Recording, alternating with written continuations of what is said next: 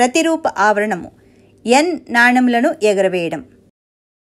పిల్లలు, ఒకవేళ మనం n నాణెములను ఒకేసారి ఎగరవేసినా లేదా ఒక నాణాన్ని n సార్లు ఎగరేసినా ప్రతిరూప ఆవరణం కనుక్కోవడం ఎలాగా చూద్దాం. మీరు 2 నాణాలని ఒకేసారి లేదా ఒక నాణాన్ని 2 సార్లు ఎగరేశారనుకోండి, ఈ 2 సందర్భాల్లో సాధ్యపడే పర్యవసానాలు ఏమిటి మనం చూద్దాం. ఒక నాణాన్ని ఎగరేస్తే మనకి బొమ్మ లేదా బొరుసు పడుతుంది. అప్పుడు మనం ప్రతిరూప ఆవరణంలో బొమ్మ మరియు బొరుసు ఉన్నాయి అంటాం. అంటే ఒక నాణాన్ని ఒకసారి ఎగరేస్తే సాధ్యపడే పర్యవసానాలు 2. మరి 2 నాణాలను ఒకేసారి ఎగరేస్తే సాధ్యపడే పర్యవసానాలు ఏమిటి? మనం 2 నాణాలను ఒకేసారి ఎగరవేసా అనుకుందాం. సాధ్యపడే అన్ని పర్యవసానాలు H, H, H, T, T, H, T, T. ఇది 2 నాణాలను ఒకేసారి ఎగరేసినప్పుడు ఏర్పడే ప్రతికూల ఆవరణం. మరియు ఇక్కడ 4 సాధ్యపడే పర్యవసానాలు ఉన్నాయి. కాబట్టి 2 నాణాలను ఒకేసారి ఎగరేసినప్పుడు ప్రతికూల ఆవరణము H, H, H, T, T, H మరియు T, Tలను కలిగి ఉంటుంది. ఒకేసారి ఎగరేసే నాణాల సంఖ్యను బట్టి సాధ్యపడే పర్యవసానాలు ఎన్నో కనుక్కోవచ్చని మీకు తెలుసు.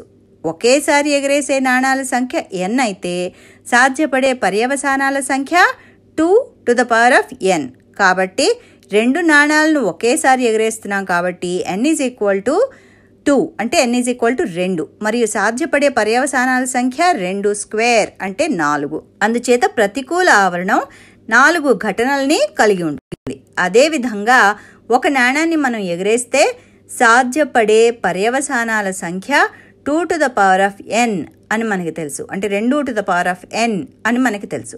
ఇక్కడ n అనేది ఒకేసారి ఎగరేసిన నాణాల సంఖ్య. కాబట్టి ఒక నాణాన్ని ఎగరేస్తే సాధ్యపడే పర్యవసానాల సంఖ్య ఏమిటి? 2n అంటే 2.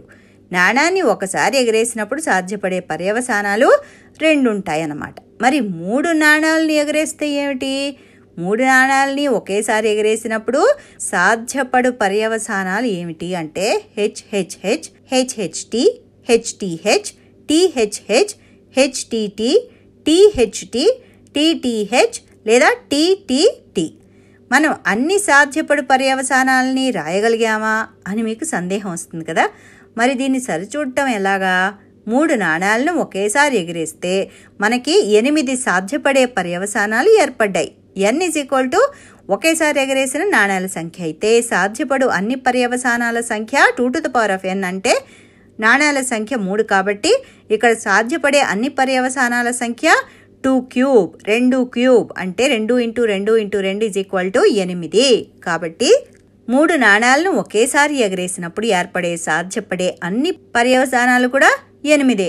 కాబట్టి ఒకేసారి n నాణాలను లేదా ఒక నాణాన్ని n సార్లు ఎగరేసినట్టయితే ఈ ప్రయోగంలో ప్రతికూల ఆవరణంలో 2n పర్యవసానాలు ఉంటాయి అని గుర్తుంచుకోండి.